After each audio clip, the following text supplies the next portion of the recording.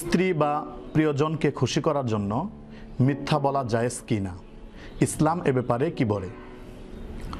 প্রথম কথা হচ্ছে, মিথ্যা একটি জঘন্যতম অপরাধ এবং কবিরা গুনাহ। এজন্য স্পষ্টভাবে মিথ্যা কথা বলা বা যে মিথ্যা কথার মাধ্যমে কারোর কোনো ক্ষতি হয়, এরকম মিথ্যা কথা বলা কোনো ক্ষেত্রে জায়েজ নাই। তথাপি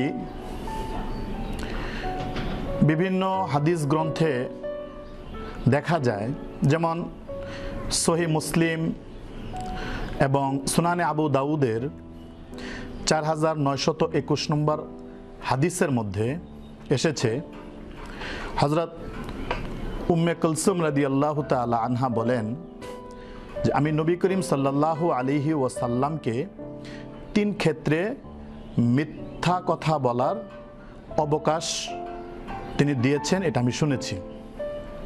তার মধ্যে একটা হচ্ছে জিহাদের ক্ষেত্রে। জিহাদের ক্ষেত্রে, কারণ হাদিসের মধ্যে আসছে আল জিহাদ আল খদা, জিহাদ হচ্ছে একটা ধোঁকা। কারণ বিরোধ পক্ষকে পরাজিত করার জন্যে যে কোনো কলা কৌশল গ্রহণ করা, এক্ষেত্রে মিথ্যার আশ্রয় নেওয়া, এটা জিহাদের ক্ষেত্রে জায়েজ আছে। 2 নাম্বার হলো, মুসলমান একে অপরের সাথে যদি কোনো বিবাদে জড়িয়ে পড়ে, তো 2 মুসলমানের মাঝে আপোষ মীমাংসার জন্য মিথ্যা কথা বলা নবীজি জায়েজ বলছেন।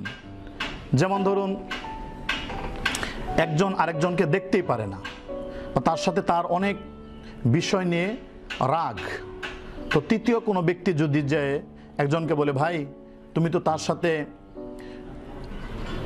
রাগারাগি করছো, হ্যাঁ, অথচ সে তোমার প্রশংসা গাইছে, সে তোমার ভালো বলে, সে তোমার কল্যাণকামী, তো এরকমভাবে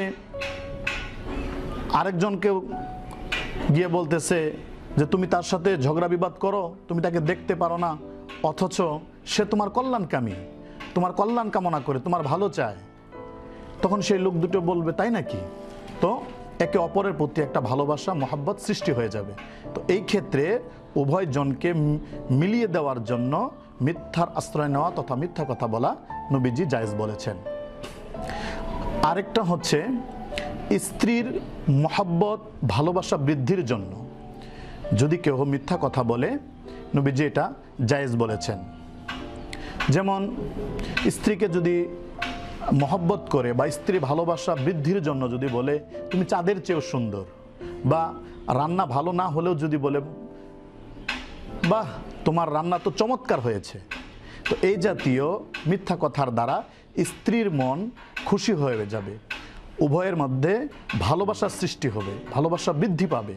এজন্য মিথ্যা কথা বলা এই ক্ষেত্রে নবীজি জায়েজ বলেছেন।